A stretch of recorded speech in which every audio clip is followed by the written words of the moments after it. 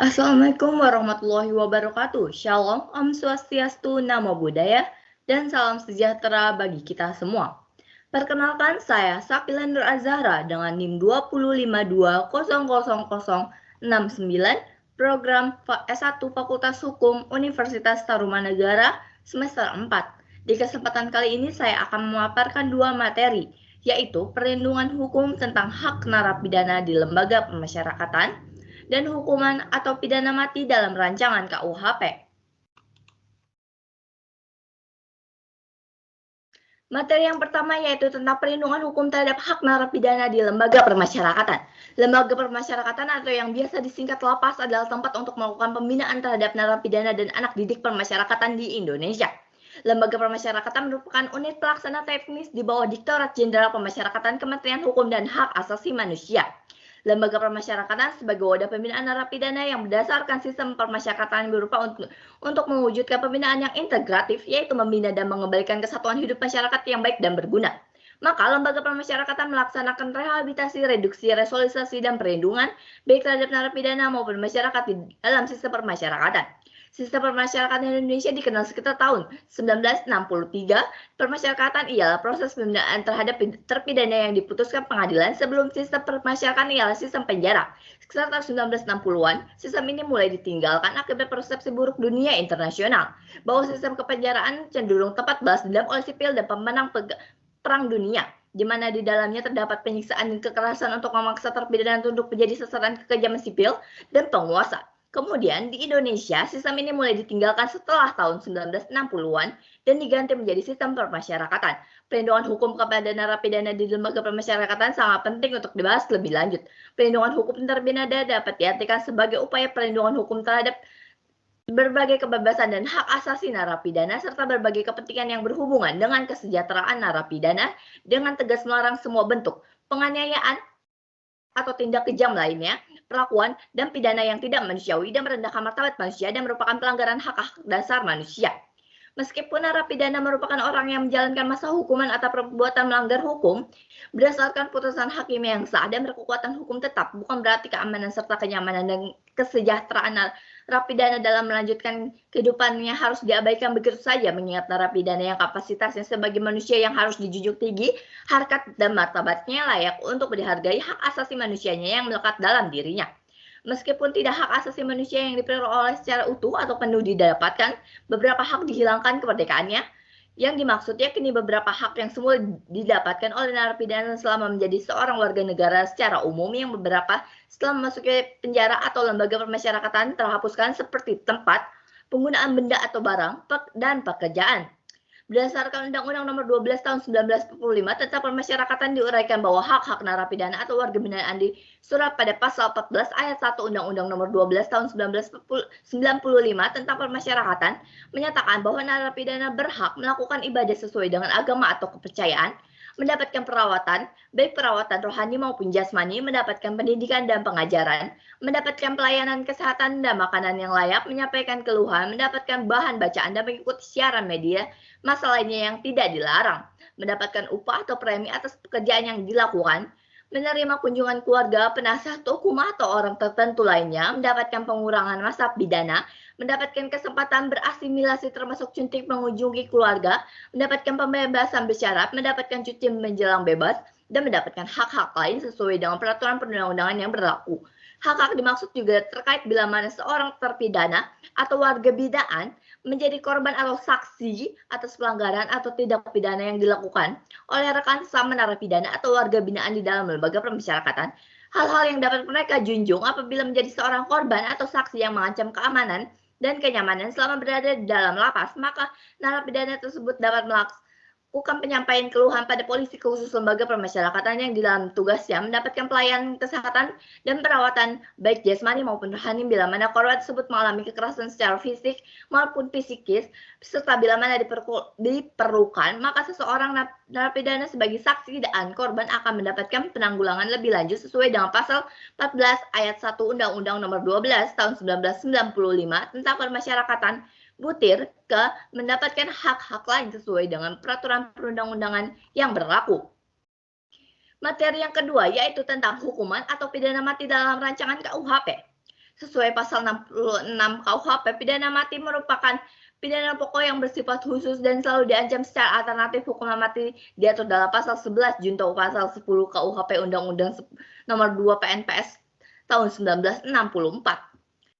Pidana mati dalam rancangan undang-undang konsep tahun 2015 masih diatur sebagai saksi atau pidana maupun tindak pidana dicantumkan bersama kelompok saksi pidana pokok yang lain. Pasal 67 rancangan undang-undang KUHP memuat ketentuan bahwa pidana mati merupakan pidana pokok yang bersifat khusus dan selalu diancamkan secara alternatif.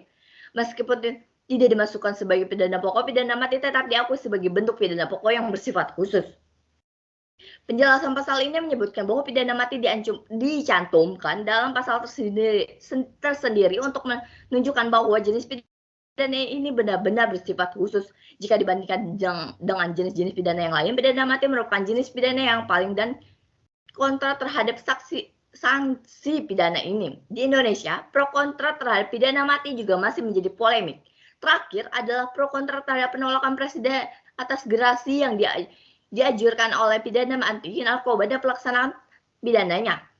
Hak yang pro menilai bahwa dalam kasus narkoba dan kasus-kasus lainnya yang termasuk dalam kategori kejahatan luar biasa, negara perlu menerapkan pidana yang berat seperti pidana mati, peredaran narkoba misalnya, sudah pada tahap yang mengkhawatirkan, sehingga negara wajib melindungi masyarakat. Bagi pihak yang pro, pidana mati selain menimbulkan efek jera juga mencegah terulangnya tindak pidana yang sama.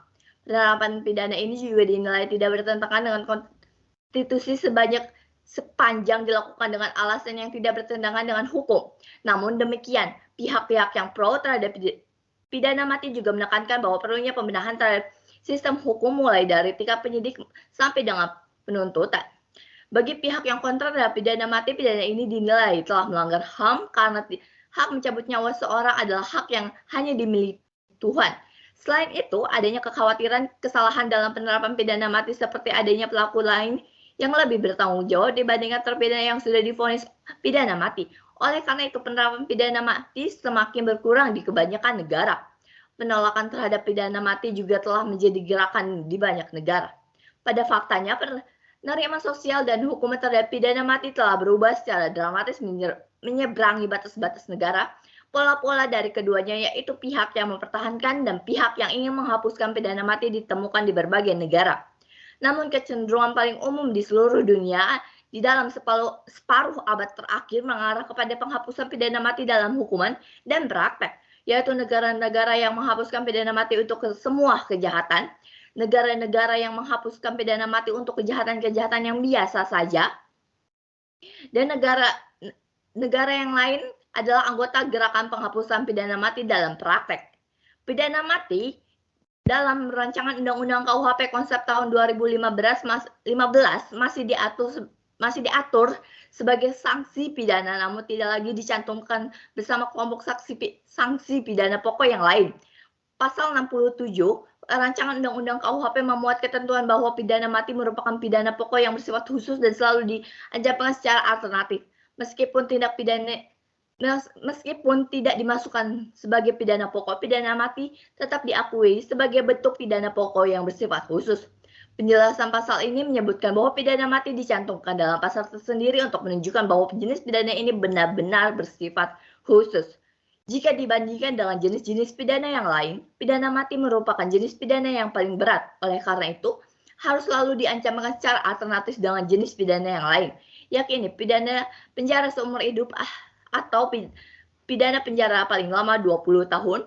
Pasal 89 rancangan undang-undang KUHP juga menyebutkan bahwa pidana mati secara umum secara alternatif dijatuhkan sebagai upaya terakhir untuk mengayomi masyarakat dan dapat dilaksanakan setelah permohonan gerasi bagi terpidana ditolak Presiden. Selanjutnya, berdasarkan pasal 91 ayat 1 rancangan undang KUHP, pelaksanaan pidana mati dapat ditunda dengan masa percobaan selama 10 tahun jika reaksi masyarakat terhadap terpidana tidak terlalu besar, terpidana menunjukkan rasa menyesal dan ada harapan untuk diperbaiki, kedudukan terpidana dalam penyertaan tindak pidana tidak terlalu penting, dan ada alasan yang meringankan.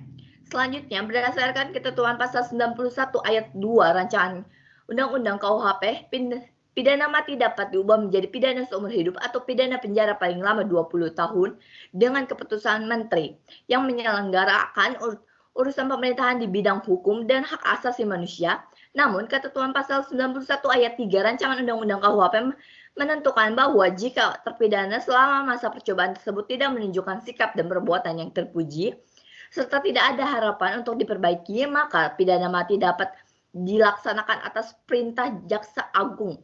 Selanjutnya, berdasarkan ketentuan pasal 92 Rancangan Undang-Undang KUHP, pidana mati juga dapat diubah menjadi pidana seumur hidup dengan keputusan Presiden jika permohonan gerasi terpidana mati ditolak dan pidana mati tidak dilaksanakan selama 10 tahun bukan karena terpidana melarikan diri. Dalam perkembangan pembahasan di tingkat panitia kerja, Dewan Perwakilan Rakyat dan pemerintah dalam mengenai jenis-jenis pidana mengalami perubahan. Hasil rapat panjang ini merumuskan pasal 65A, yaitu menyebutkan bahwa pidana terdiri atas pidana pokok, pidana tambahan, pidana yang bersifat khusus untuk tindak pidana tertentu yang ditentukan dalam undang-undang ini. Selanjutnya, pasal 69A memuat rumusan bahwa pidana yang bersifat khusus sebagaimana dimaksud dalam pasal 65A huruf C adalah pidana mati yang selalu diancamkan secara alternatif, sedangkan penjelasan pasal 69A dinyatakan bahwa pidana yang dapat diancam dengan pidana mati yang bersifat khusus adalah pidana yang sangat serius atau yang luar biasa. Antara lain tindak pidana narkotika, tindak pidana terorisme, tindak pidana korupsi, dan tindak pidana terhadap kemanusiaan. Sejak awal dirumuskan konsep perancangan undang-undang KUHP, pengaturan sanksi pidana mati mengalami beberapa kali perubahan. Semula diatur tetap sebagai pidana pokok, selanjutnya diatur sebagai pidana pengecualian, kemudian diatur sebagai pidana pokok yang bersifat khusus, dan terakhir pidana mati diatur sebagai pidana khusus untuk tindak pidana tertentu. Adanya perubahan pengaturan pidana mati menunjukkan bahwa pengaturan pidana mati masih menjadi persoalan berkaitan dengan pihak-pihak yang pro dan kontra dengan berbagai argumentasinya masing-masing. Perkembangan pengaturan pidana mati juga menunjukkan bahwa pengaturan pidana ini selalu mengikuti perkembangan kondisi kehidupan berbangsa dan bernegara. Mulai di Bardanawawi menyatakan bahwa kebijakan menetapkan suatu jenis sanksi pidana bukan merupakan awal dari suatu perancangan yang strategis. Langkah utama dari suatu polemik kriminal justru adalah menerapkan tujuan yang ingin dicapai. Tujuan pembinaan yang ditetapkan dapat menjadi acuan untuk menentukan cara, sarana, atau tindak yang akan digunakan. Kebijakan menetapkan pidana yang paling baik untuk mencapai tujuan setidaknya mendekati tujuan. Tidak terlepas dari masalah pembinaan berbagai alternatif, pemilihan berbagai alternatif untuk memperoleh pidana mana yang dinilai paling tepat, paling baik, atau paling efektif merupakan persoalan yang tidak mudah. Dari perspektif politik kriminal, tidak tertanggulanginya kejahatan justru dapat disebabkan karena tidak tepatnya jenis sanksi pidana yang ditetapkan. Sekian yang bisa saya jelaskan. Jika terdapat salah-salah kata, mohon dimaafkan. Salam sejahtera bagi kita semua.